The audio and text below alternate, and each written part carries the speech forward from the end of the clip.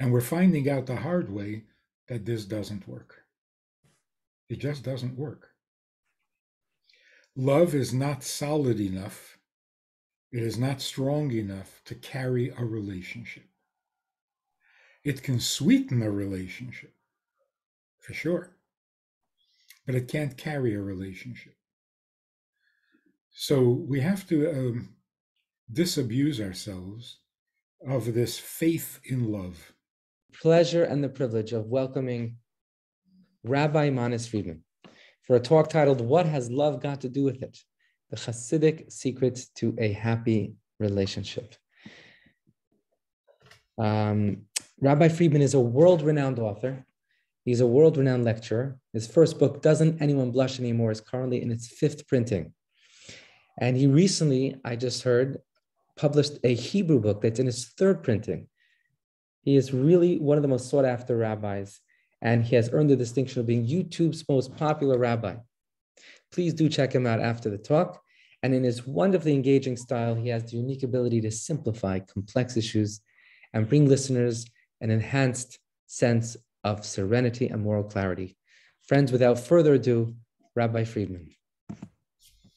Wow, that was an introduction, or that was a speech? I could keep going, Rabbi. Thank you very much. So what has love got to do with it? It's a very good question, because too many relationships, marriages, are solely based on love. And we're finding out the hard way that this doesn't work. It just doesn't work. Love is not solid enough. It is not strong enough to carry a relationship. It can sweeten a relationship, for sure, but it can't carry a relationship. So we have to disabuse ourselves of this faith in love, because it's become something of an idol. We worship love. We depend on love. We kill for love. We die for love. It's out of control, and it's not meant to be. Anytime you have a problem in a relationship, well, it's because there's not enough love. More love will solve everything. It's not working. It's not even meant to work. So here's how we should define love before we apply it to marriage even. What exactly is love? Ask the average person, in the Western world anyway. Love is the most important thing in life, true or false? Way too many people will say that it's true, but it's not correct. Love is not important. That's the wrong adjective. Love is not important. Love is the feelings you should have for those who are important in your life. If someone is important in your life, you ought to love them. If you don't love them, they're still important in your life. Like the brother you can't stand. If you love somebody who is not important in your life, they're still not important. This idea that if I love you, you become important, that's a nasty idea. My love makes you important. And when I stop loving you, you become disposable? Nasty.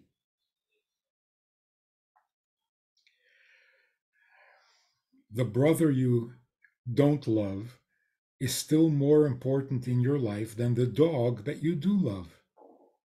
Is that not true? And yet the average child growing up in the Western world will tell you that his dog is more important to him because he loves his dog and he doesn't love his brother. This is a Hollywood invention. It sells, but it's not true to life. So This young couple come and they ask me if I would do their marriage, their wedding. And they say, we're very much in love and we want to get married. I said, you're in love? They said, yes. I said, then there's no point in getting married. Then what are you getting married for? You marry for love. You already have the love. I don't even know what it means to marry for love. Are you marrying someone you don't love in order to get love? You already love. So why are you getting married? Well, we want to make a commitment. A commitment to what? To stay married even when you don't love each other? You have no intentions of doing that.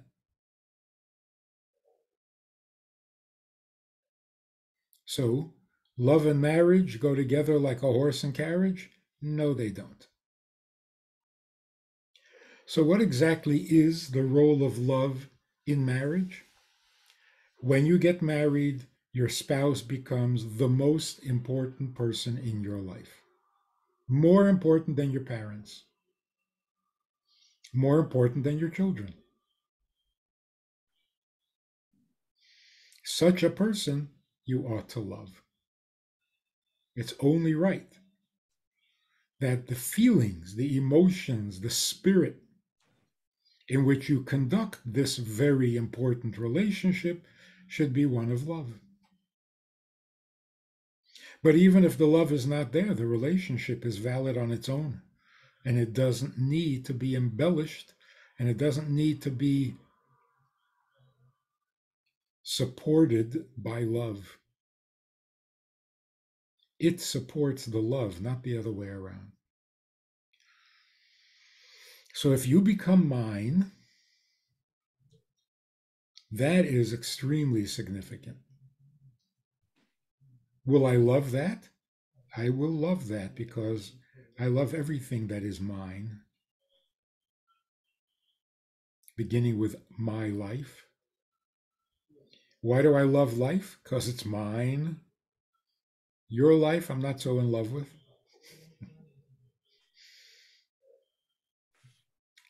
So, what has love got to do with it? Well, if it's not based on love, then what is it based on?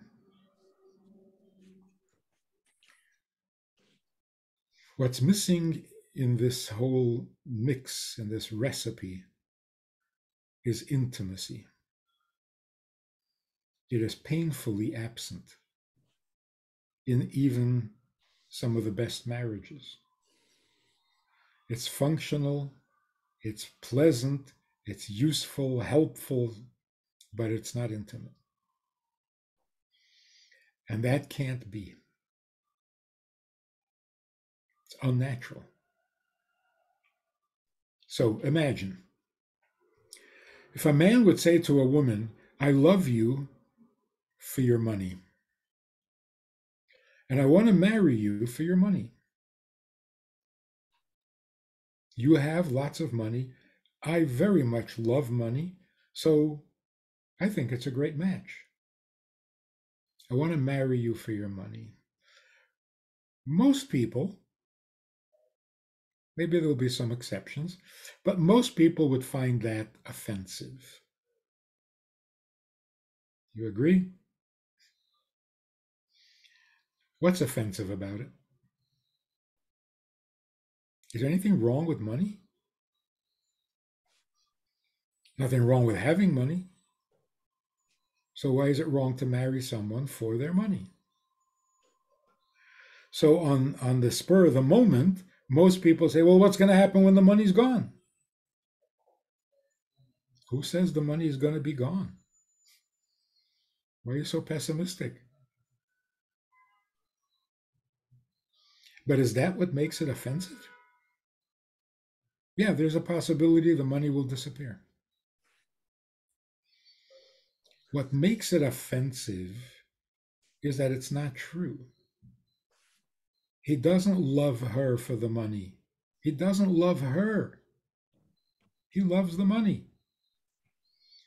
I want to marry you for your money. I don't want to marry you. I just want the money. So it is a very thinly disguised request for money. It's almost like saying, if this world was a perfect world, you would just give me the money. No strings attached. But, the world is not perfect, and the only way for me to get that money is by marrying you.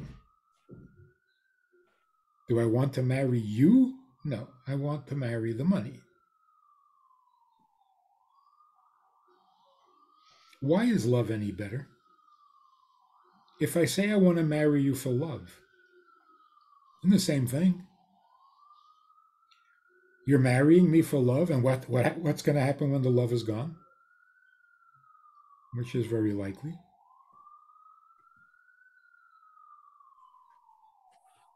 If you're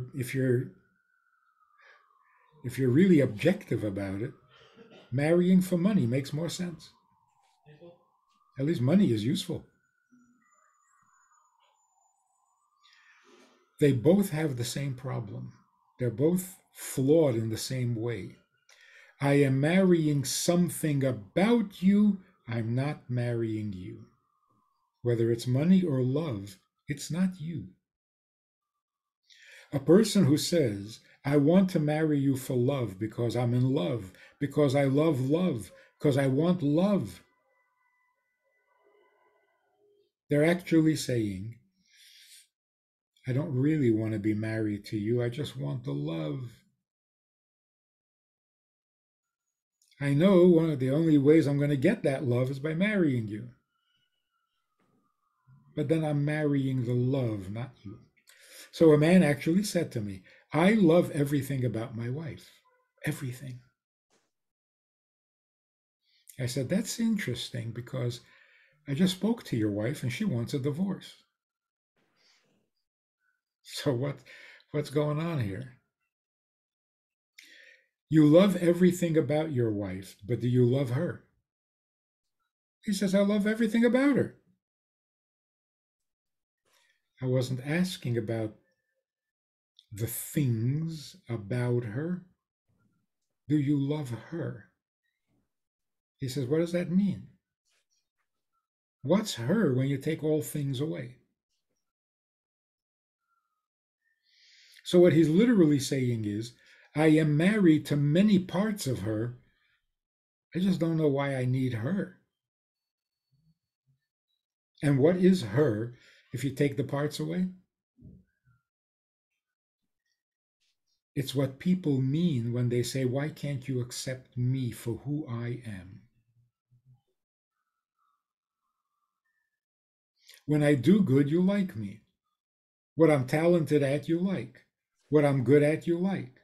What you like about me, you like. What about me? Do you really want me in your life? So listen to what happens, and it's very obvious and very, very noticeable. You get married for love, and then all of a sudden, you're hearing an opinion from your spouse. Whoa, whoa, whoa, whoa. I didn't marry you for your opinion. I married you for the love. So just keep the love coming. The rest I don't want to hear about. It's not my problem. I married you for love, and you're giving me your opinion, you're giving me your personality, you're giving me your feelings and your concerns and your shtick. I didn't marry you for that. Just the love. It's terrible. And then they actually call it unconditional love, which is such an oxymoron. Unconditional love. Love is the biggest condition of them all. We are related. We can live in the same house. We can share our lives and stay married if you love me. That's unconditional. Love is the condition, and it's the biggest condition of them all.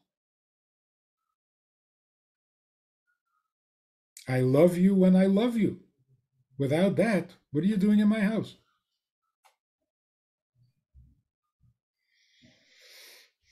So, what is intimacy? Intimacy means I feel connected, attached, and joined to you, not to any one part of you, but to the you behind all those parts. So I can be married to you, bonded to you, and disagree with every other part of you. I can be uncomfortable with everything I see in you, but I want you to be in my life. Because I'm marrying you and not the things I can get from you. So here's the breakdown. Money is a thing. You don't love things. That's unnatural. You don't love a tree. You can enjoy a tree. You can value the tree. You can't love a tree. Because you can't love objects. You love only someone who can love you back. Or not. Can love you back. Not must. You can't marry your clone or your shadow. You have to marry someone who could not love you, but does, chooses to. So money is an object. You can't love an object. Love is an object, in a sense. It's not a tangible object, but it's an object because you can have it one day and lose it the next day. You can have more, you can have less. You can be good at it, you can be poor at it. The same, of course, is true with sex. Sex is a thing. You have it, you do it, you don't, you're good at it, you're not good at it. It's an it. You cannot base a relationship on things. The Mishnah says, the sages said it a long time ago, a relationship based on something will not last. A relationship based on no thing will last forever. Intimacy means a connection between two people, past and beyond all things. The you connecting to the me. So having common interests, having things in common. You both love tennis. You both love pina colada. That's not a basis for love. It's not a basis for marriage. You're not loving each other. You share a love for tennis. So you enjoy each other. You benefit from each other because you can play tennis together. But where is your love for tennis? Of course, it's helpful, it's comfortable, it feels secure when you marry someone who shares many things in common with you. But that's not the love, and that's not the marriage, and it's certainly not the intimacy. So, in very simple language, anytime you love someone because of something, that's pornography. Pornography means objectifying, seeing a person as an object, or seeing the objects about the person. So the guy who says, I love everything about my wife, yeah, he loves the fact that she has money. He loves that she's good looking. He loves that she has a good sense of humor. He even loves her mother. Nice family, good people. So he is married and in love with many things, just not her. And the proof of it is she feels alone in the world. She's married and you love everything about her, and she feels alone in the world. And it's a horrible feeling. It's a terrible feeling that no one should suffer from.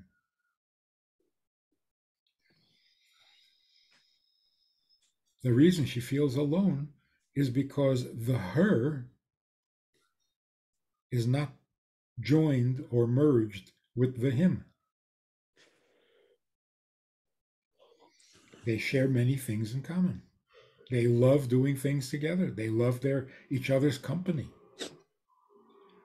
It's not intimate. It hasn't gone past things.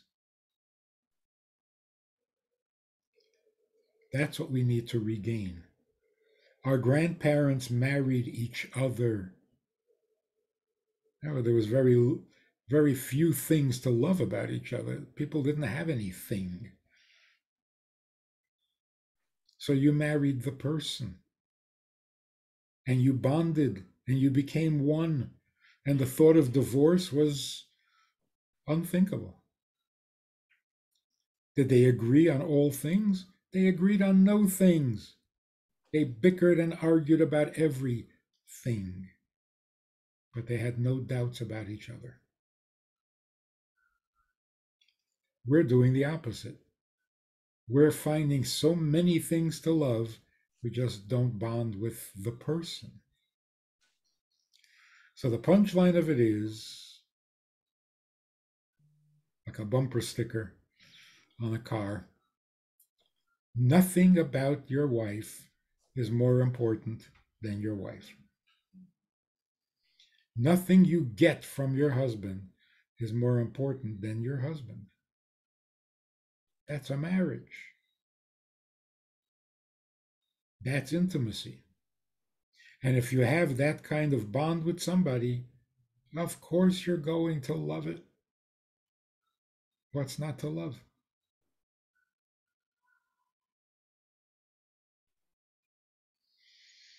That's the essay in brief. There's a lot more to talk about, men and women, male and female. So let's open it up to some conversation. What's on people's mind? So let me let me begin with a few questions, and I'm going to ask everybody or anybody who has a question to please share it in the chat so that I can then share it with Rabbi Friedman, and we'll try to get a bit more interactive a little later.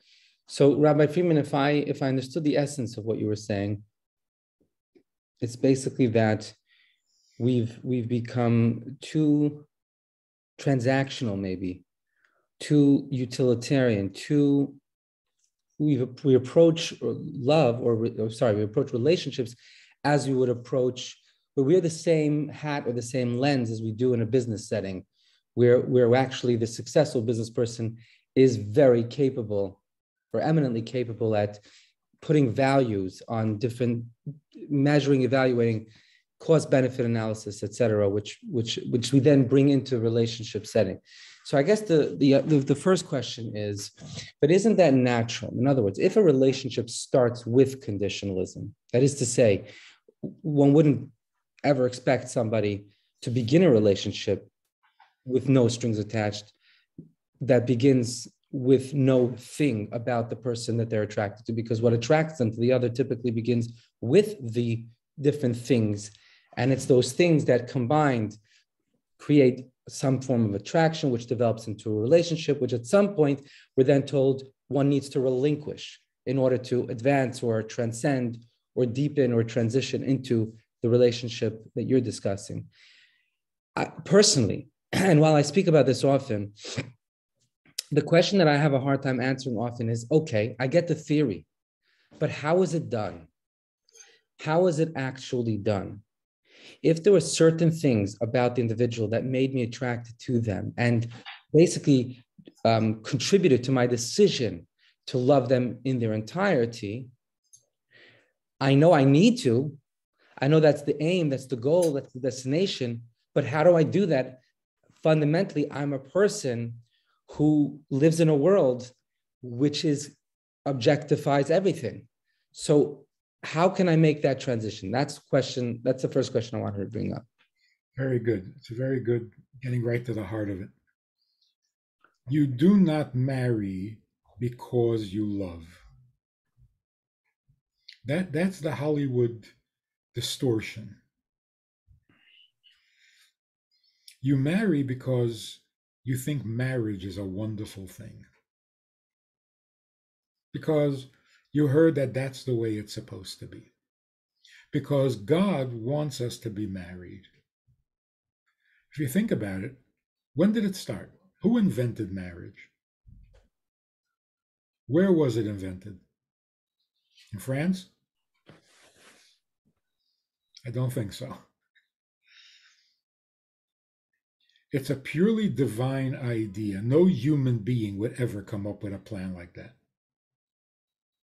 Pick one person who you're going to live with for the rest of your life.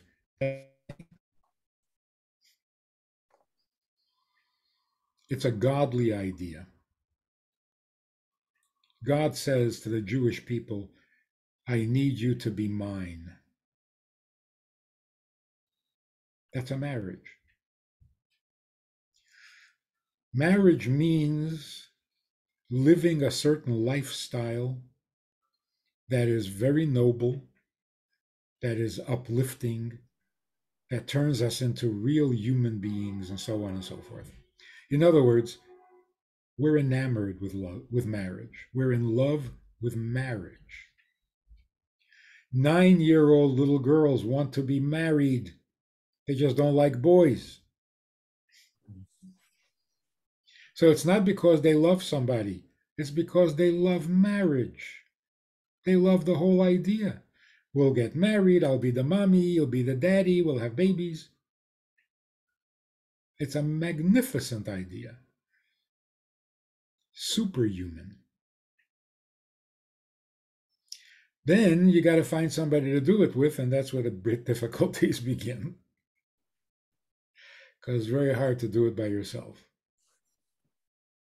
But marriage stands on its own. If you're not in love with marriage, don't do it. If a man says to a woman, you know, I'm not really into the marriage thing. I've tried to avoid it, but you are so incredible. Wow, I'll marry you. Don't do it. You're not that incredible. And it's not fair for the man to put all that weight on you. If the only reason he's getting married against his better judgment is because you're fantastic, well, then you have to be fantastic every day for the rest of your life. Otherwise, he doesn't really want to be married. Marriage has to get independence. It has to stand on its own. It's become a victim to love. I love you. I love you. Okay, then we have to get married. What is that, some kind of a punishment for being in love? Marriage is a consequence of love? No, that's not correct. No one loves another person enough to want to spend the rest of their life with them.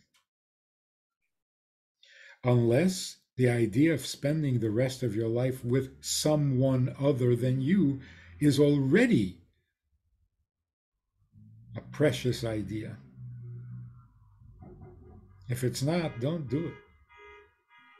Don't get married because you love someone. Get married if you love marriage.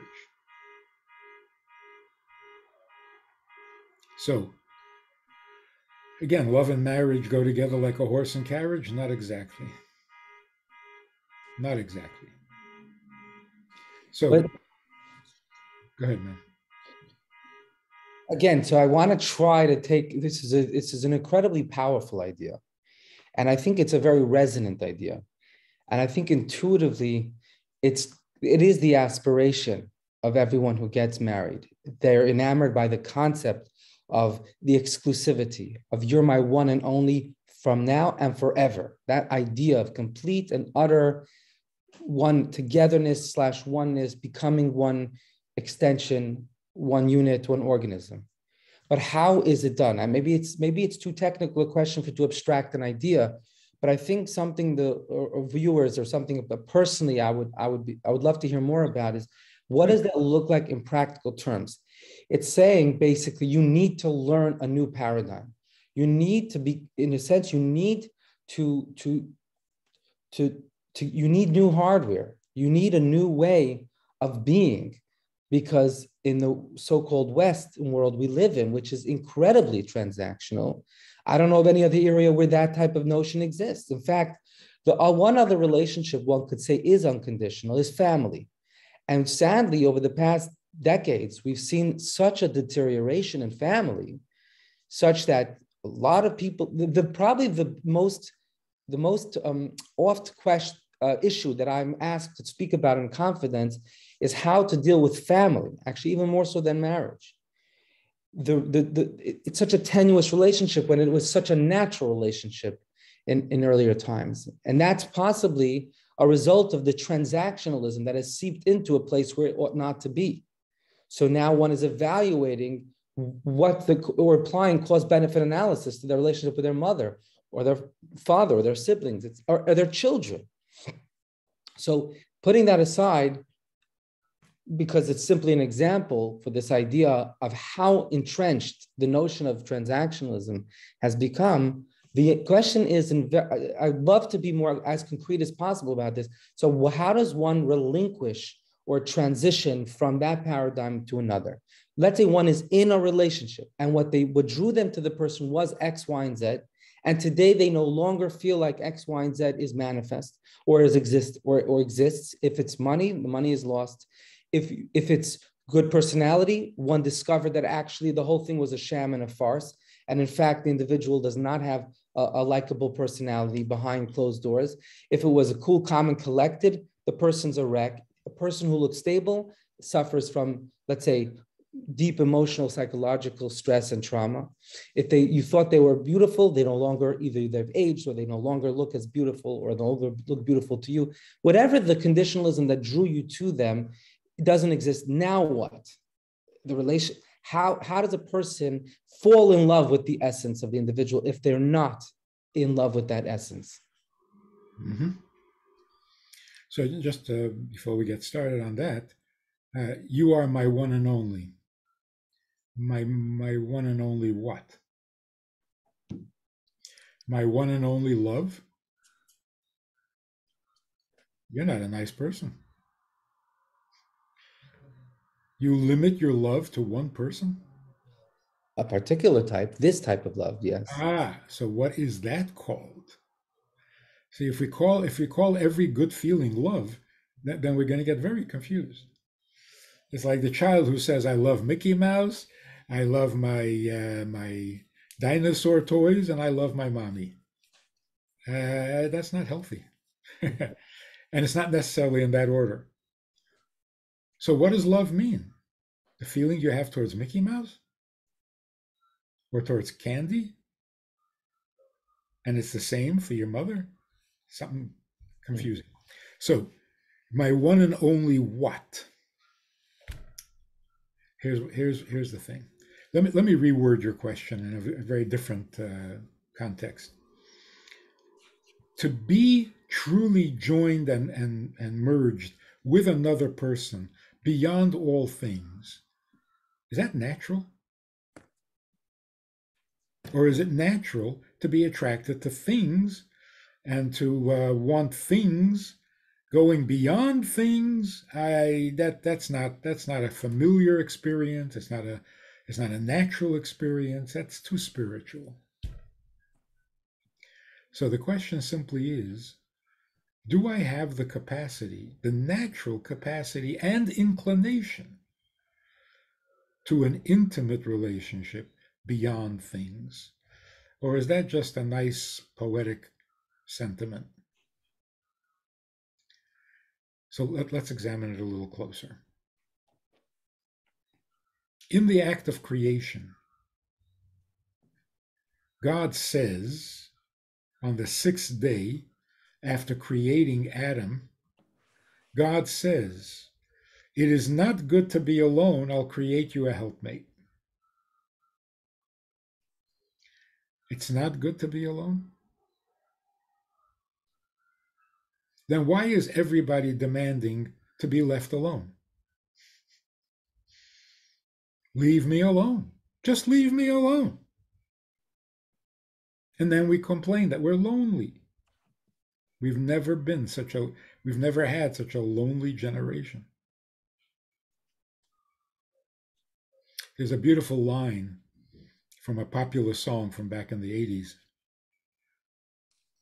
I think it was the 80s. It's a song by Billy Joel, a nice Jewish boy. The word, the line that really is meaningful. He's describing a scene of people sitting in a bar. And he says in one of the lines, they are sharing a drink they call loneliness, but it's better than drinking alone. That is really insightful. There is loneliness and there is aloneness. When you're feeling lonely, you go to a bar, you go to a party, and you share your loneliness. And you're not lonely. But when you come home from the bar, then you realize loneliness is not your problem. You're alone. You can't share that. So when God said it is not good to be alone, what was he describing?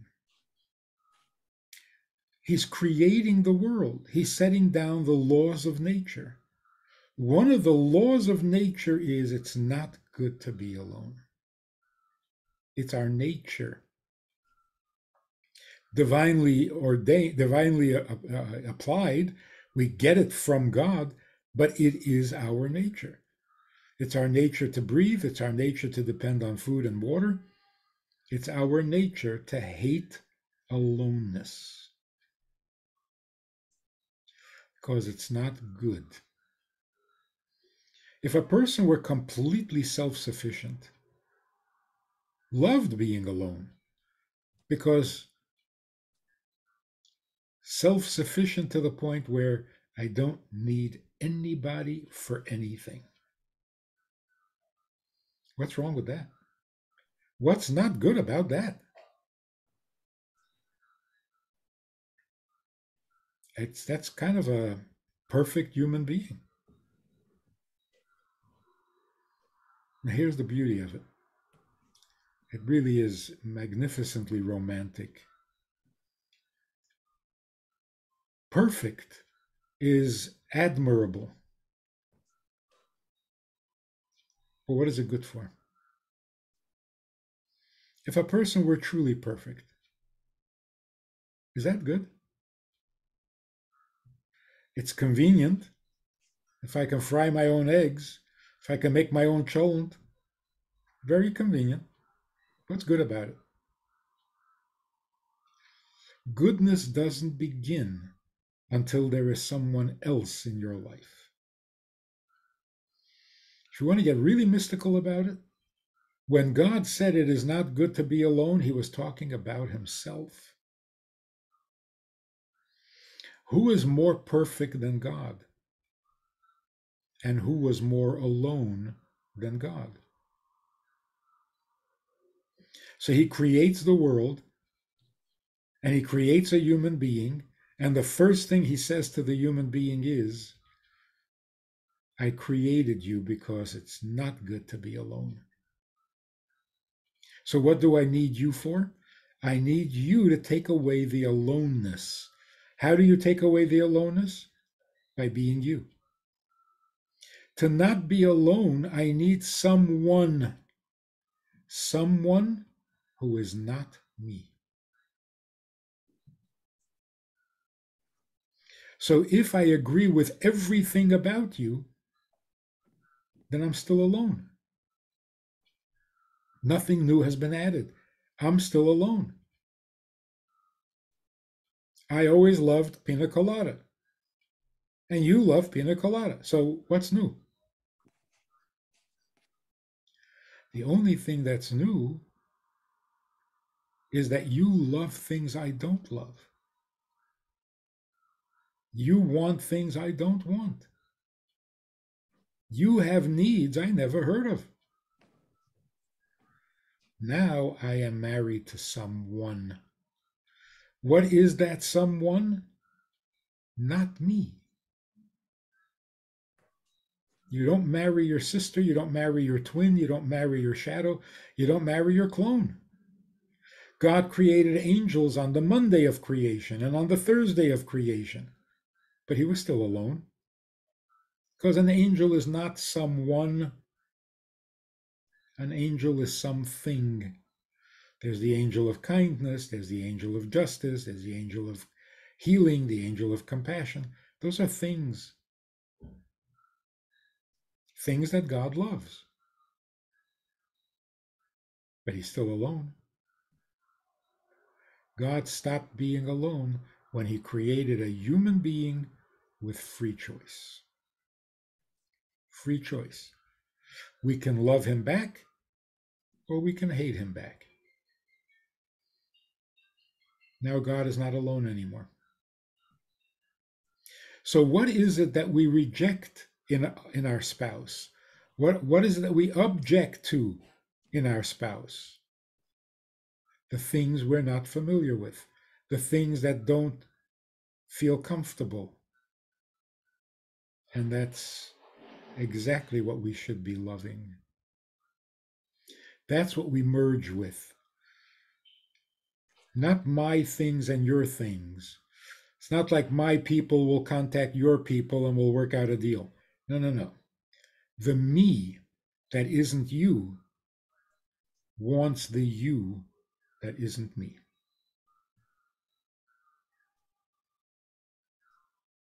Because it's terrible to be alone. And the only way you stop being alone is when you marry a stranger. With your mother and father, you're still alone.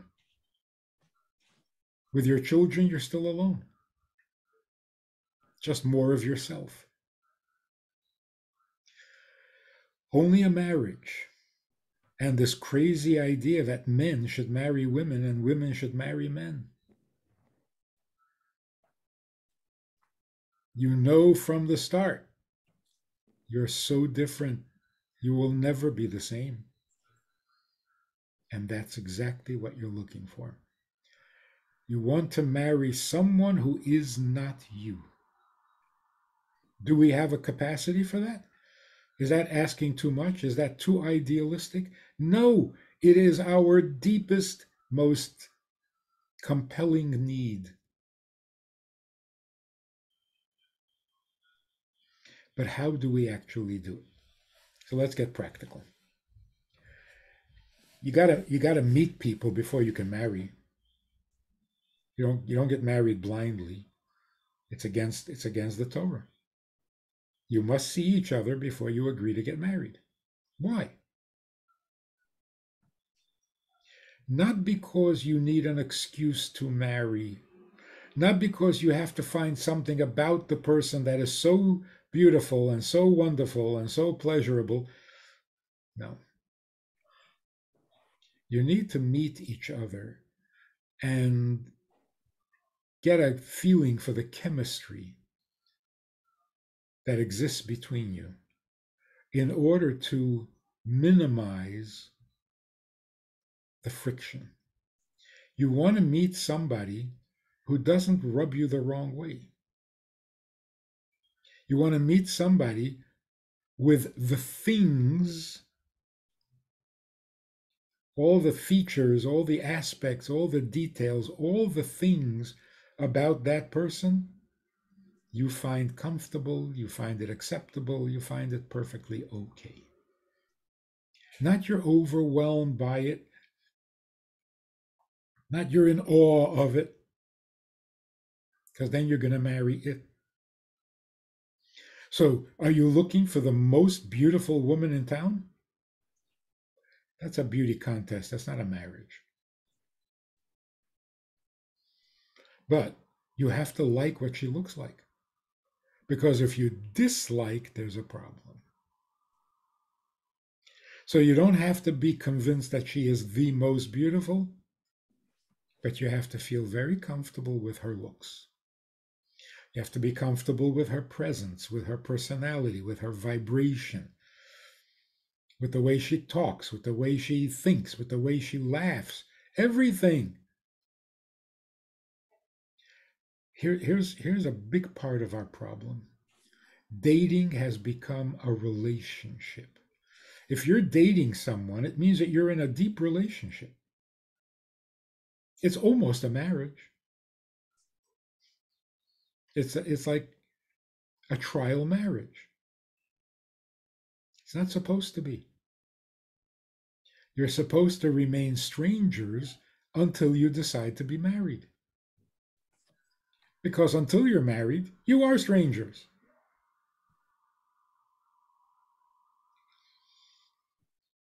So when you are going out meeting somebody with the thought of marriage, don't create a relationship like an alternative marriage. There's no relationship until you're married. So you don't have to make a good impression.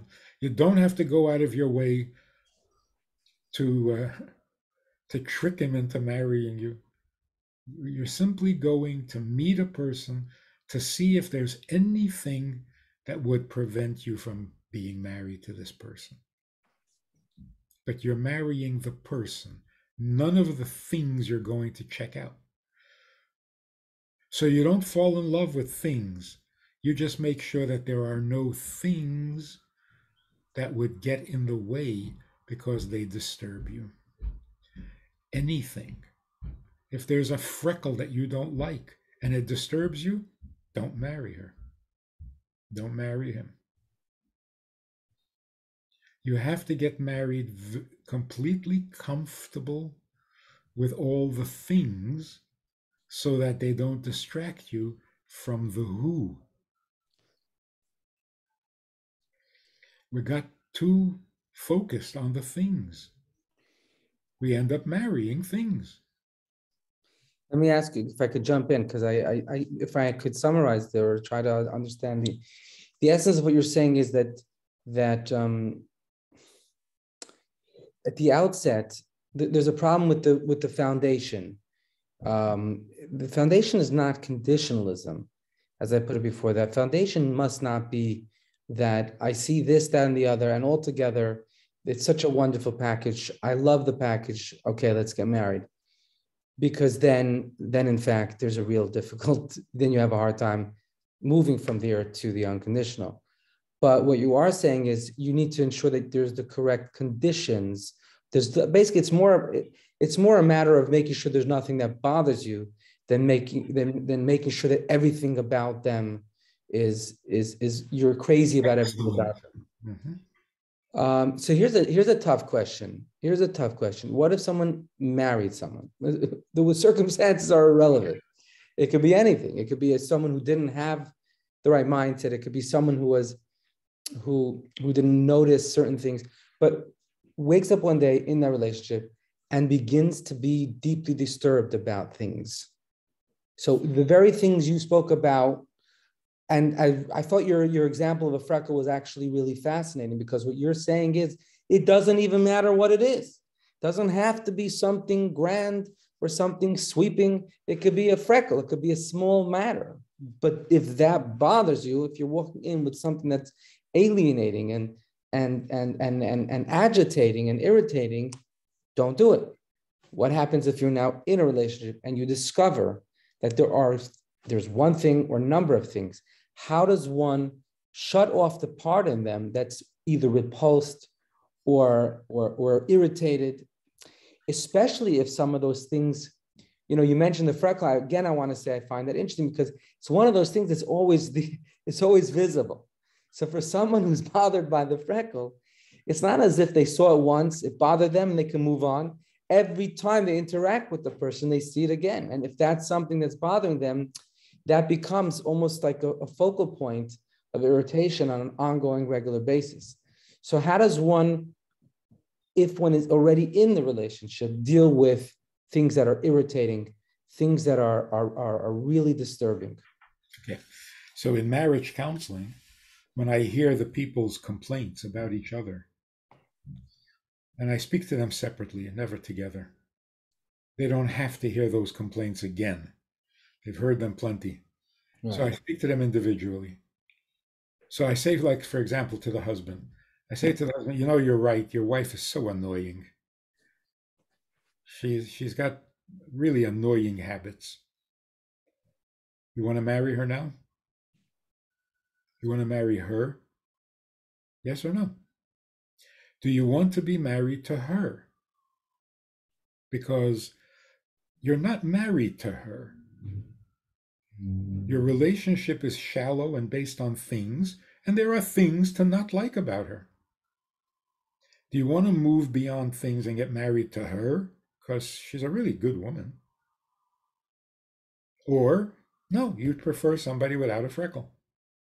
Even after years of being married and children in the house, you'd rather find somebody without a freckle. If you can't answer that question, you don't need marriage counseling. You need some other kind of help. Okay. So it's really very, very doable. Most people will say in marriage counseling, most people would say after a list of complaints, oh, don't get me wrong, she's a very good woman. Yeah, but that's not who you're married to. Like the first time I heard this, I came out here on Shlichus in Minnesota, and I was straight out of yeshiva, naive, and this man says to me, because I was a rabbi, even though he was old enough to be my father, he says, that's it, I'm getting divorced. I'm getting divorced. I don't need this. So like a naive boy, I said, well, if you don't need this, then just get rid of this. Why are you divorcing her?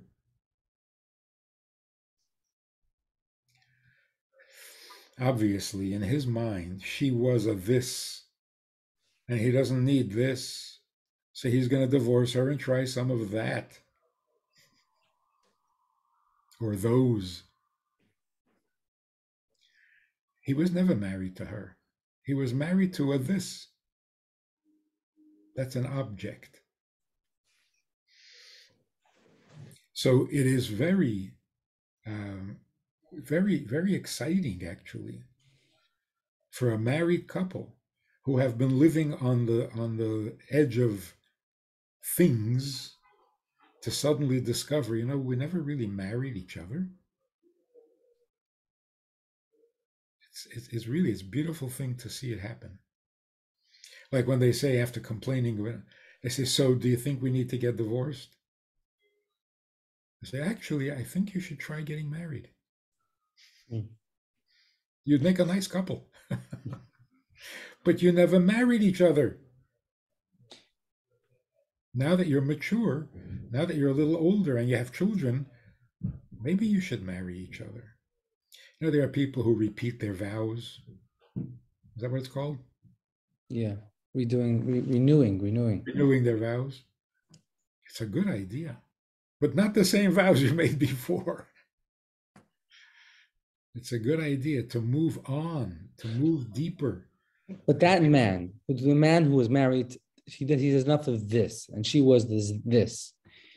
Let's say he was married for 20 years or 25 years.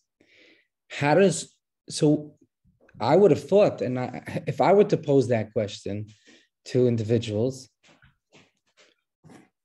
I would have thought that there's a high chance that they would actually say, yeah, I need a bit of that. In other words, someone who's stuck in the this versus that mentality might be excited by the concept initially, might say, wow, that's brilliant. But they will possibly, even maybe likely tell you, you summed it up beautifully, Rabbi. You got me. I'm a this guy. In other words, okay, guilty is charged. I'm a guy who objectifies everything. That's what I need. So first of all, I would the assumption here is that he's ready to get to marry the her.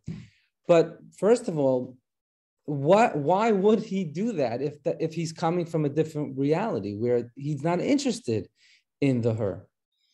So, and how do you encourage someone or guide someone towards that place? But more importantly, perhaps, and again, I may be going back to the original question, how does a guy like that move from one mindset to the next?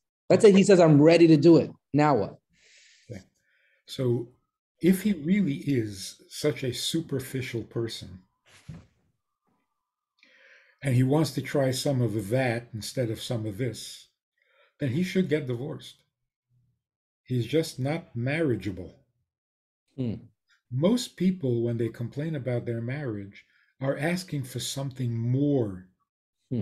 They're disappointed. They thought the marriage would enhance their life, would give them something substantial to come home to. But they're so hung up on the things, they don't allow it to happen. And of course, they blame the other. She's not the thing I need. The thing you need for what? For a meaningful existence. Well, it turns out you're not letting it be a meaningful existence because you keep focusing on stuff. So most people who would come to a rabbi, certainly, for marriage advice, is looking for something deeper, something better, something greater. He's not just looking for another experience, because then you don't ask.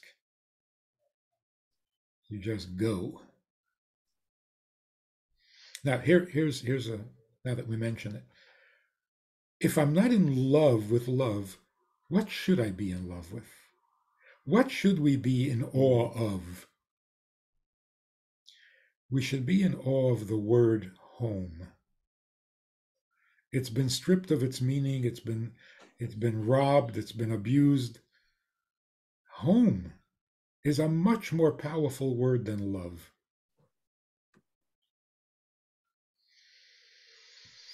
When you go home, is it because that's where you're going to get love? No. It's much more than that. Much more than that. So let's see if we can define what home means. Coming home means you have returned to the place where you belong. You belong. Do they love you there? Sometimes. But you belong there. And what you do there in your home, that's what you really should be doing. Everything else is questionable. Even your career. Is that the career you should have? I don't know. If it's working, fine. But at home, oh, that's what you should be doing. A young woman got married in a very traditional, she decided to live a traditional life after being a hippie in the 60s and 70s. And I talked to her a few years into the marriage. I say, how is everything? She says, all the same. I had problems before. I got problems now. Nothing's changed. I said, one thing did change. The problems you had before, no one should ever have. Those were problems you were better off without. The problems you have now, those are the problems you ought to have. How do you make your husband happy? How do you raise healthy children? How do you educate a moral, give a moral education to a child? Oh, these are good problems. These are the problems we're supposed to have. We don't regret them. It's what makes us human. So going home means you're going to the one place where you really belong. And you're going to be doing the things that you really, really should be doing. And with whom? With the one person who is meant for you. Can you imagine That's a triple blessing. I am where I belong. I'm doing what I ought to be doing, and I'm doing it with the person that is meant for me. If that's not heaven, I don't know what is. I mean, literally, that is heaven. If you come home to that kind of a home, you know what heaven means. What is heaven? When the soul goes back to where it came from and is back to being a soul. He's where he belongs. That's heaven. What's hell? You walk in the front door of your home and you feel totally out of place. That is hell.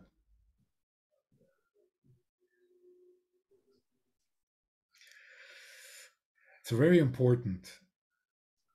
The way you greet each other, husband and wife, when you've been apart for a big part of the day, and then you come back together, you're home and your husband walks in the front door. What are you feeling? What are you thinking? What are you showing? Where were you? You're putting him through hell. If you dread coming home to your home, that is literally hell. So home means not only the place you belong, the feeling is there's no place else I'd rather be. That's what home feels like. And what you do at home, well, there's nothing else you'd rather do. And who are you with in that home? There's no one else you'd rather be with. You put those three things together. That is so much more powerful than love. And by the way, how could you not love that? So to make it all very, very powerful,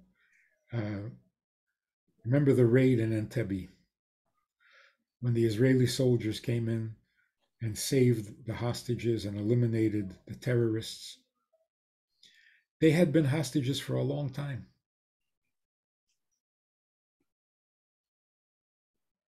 They were so relieved when the soldiers came. What did the soldiers say after they eliminated the terrorists? What did they say to the hostages? What would be an appropriate thing to say? The most appropriate thing.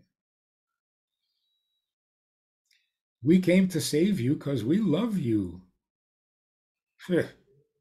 Wrong.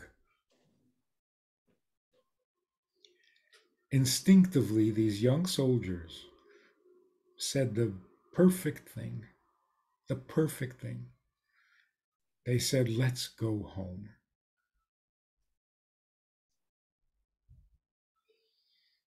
What's love got to do with it? It's so much more powerful. So, do we really want to be married? Do we really want to have a home? Oh boy, do we. Much more than we want love. And then the love comes because how could you not love that? So, what will it take for every family to feel at home in their home? This is not like going beyond the letter of the law. This is fundamental. A home has to be a home. Otherwise, nothing will work. Nothing. I was sitting with a family over dinner. They have a 10-year-old boy. And the boy did something or said something at the table which was inappropriate. I remember what it was. And the parents chastised him, corrected him. It wasn't anything horrific. It was just not, it wasn't the proper etiquette. Afterwards, I said to the father, the dining room table, the kitchen table, have to be absolutely safe zones. A child should never have to think or suspect that sitting at the table he's going to get criticized or rebuked. Never, never. A table has to be a safe place. A place where you have no concerns, no worries, no anxieties. Actually, the home should be that way. But if you want to start making the home a safe place, a real home, start with the table. When you're eating together, nothing should disturb that. Okay, one final thought. I'll move on to other questions. The final thought is this. A 50-year-old man comes home to his 50-year-old wife, and he says, we hired a new secretary at work. She's gorgeous. Is the wife upset? Is it disturbing? Did he say something wrong? Everybody in America, anyway, says, yes, you don't say something like that to your wife. That's what I mean. He shouldn't have said it. Well, he shouldn't have noticed that she's gorgeous. He shouldn't notice? Well, I don't know what to say. The problem is she's 50 years old. And the lifestyle, the secular lifestyle that is considered success and beautiful, and it don't get any better than this. In that lifestyle, this 50-year-old woman is competing with a 22-year-old secretary every day of their marriage. Never gets better. She's 50 years old and she has to compete with a 22-year-old. She's 40, has to compete with a 22-year-old. She's 30, has to compete with a 22-year-old. This is cruel and unusual punishment. The anxiety every day, every time the husband walks out the door. So the only way for the wife to be secure is if she knows that her husband is blind and cannot see who is gorgeous and who is not. Because if he sees something gorgeous, their marriage is on the rocks. How is it supposed to be? How can the wife hear the husband say, we hired a new secretary and she's absolutely gorgeous and she's a good girl, and not be threatened by it? That's the goal. That's what marriage means. That's what intimacy means. We are bonded. Some people are gorgeous. What does it have to do with us? Because he didn't marry her thinking that she is the most gorgeous and will never be outdone in the beauty department. He never thought that. He wasn't looking for the beauty.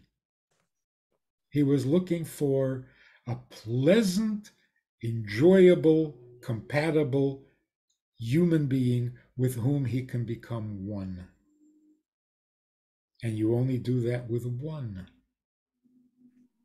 And you never need anybody else. But if you're looking for things, there will always be somebody with more things, better things. And so you live a life of insecurity, a life of anxiety. It's horrible. You have to be on medication for your anxiety.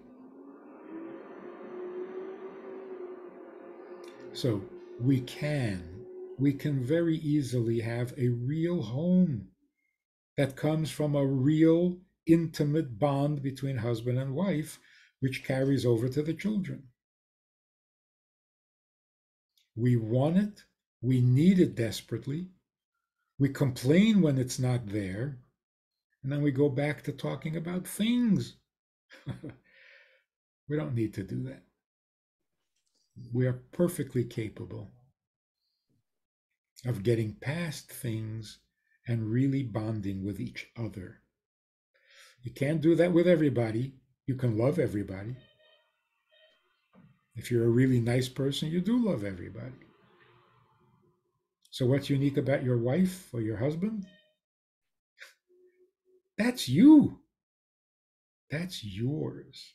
That's where you live. Everything else is just a visit. Beautiful. Well, we definitely have a lot to unpack and to consider, and hopefully, more importantly, to apply. I do know the hour is late. And so, first of all, friends, if you don't mind sharing some positive feedback in the chat that I can share with Rabbi Friedman a little later on. And on behalf of everyone who attended and those who are attending online via Facebook, we want to extend a very heartfelt debt of gratitude to you, Rabbi Friedman, for your powerful and hopefully transformative insights. Thank you so much, and looking forward to connecting and to learning from you and with you again, hopefully very, very soon. Warmest regards, and dear friends, once again, if you don't mind sharing a few words so that I could later on pass it on to Rabbi Friedman. Do look up Rabbi Friedman online on YouTube. He also has fantastic books, bestsellers in multiple languages. Please make a point of looking him up so that you can learn from him and continue, not just to look him up, but to look up to him. Thank you. Is anybody interested in asking a question that we can share? Something that's on everybody's mind?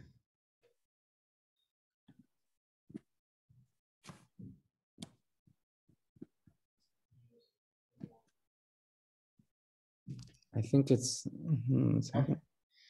because there is a recent survey that actually discovered that what keeps couples together is not love.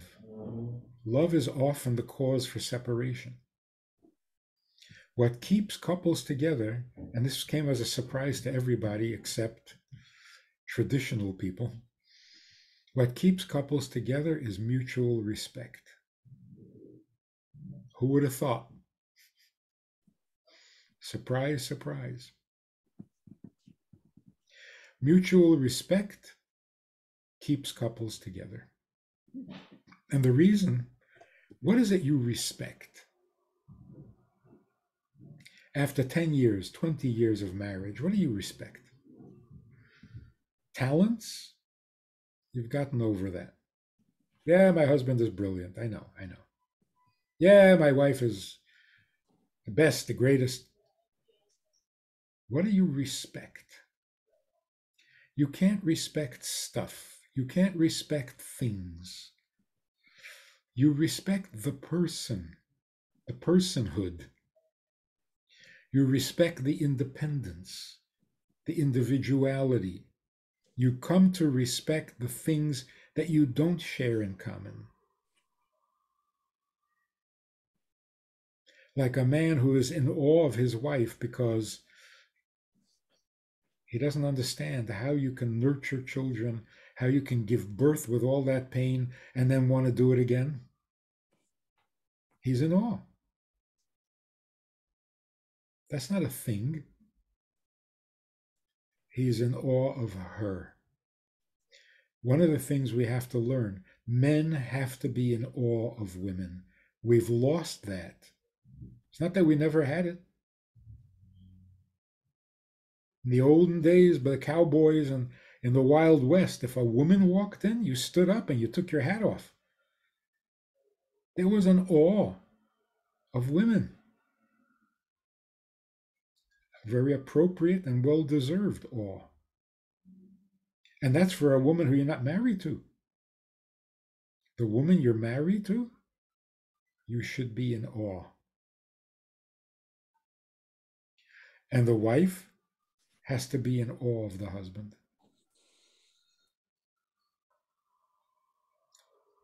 It's the only way.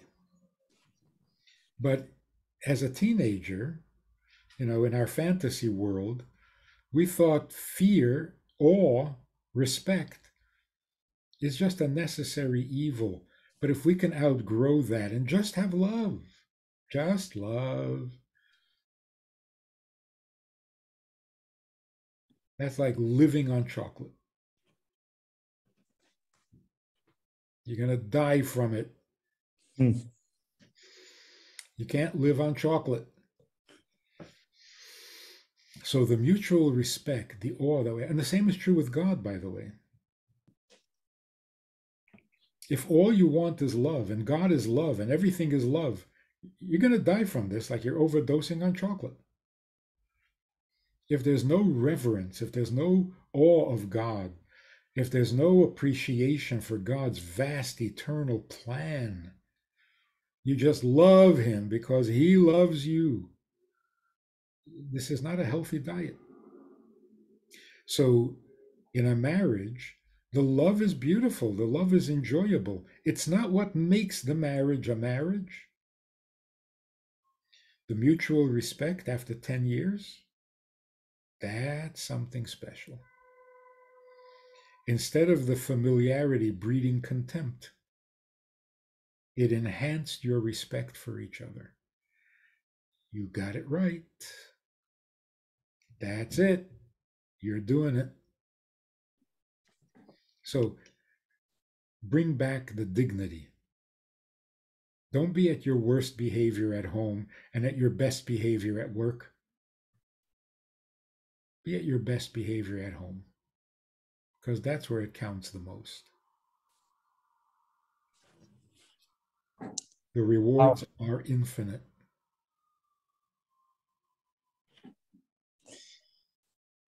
Yasher koach. Thank you. Thank you very, very much, Rabbi. And I can see a lot of friends here tonight. And I'd like to welcome you, and also, dear friends, we have we have a question here. If the respect is based on goodness, integrity, is that a thing? No, that's not a thing. That's a value. It's not a thing. Mm-hmm. If you're looking at your appreciation of those qualities, that could be a thing. Because you can feel it, you can not feel it, you can feel it more, you can feel it less, you can understand it, you can appreciate it or not. But the value itself, when you do appreciate it, that's not a thing. That's the quality of a person. Beautiful.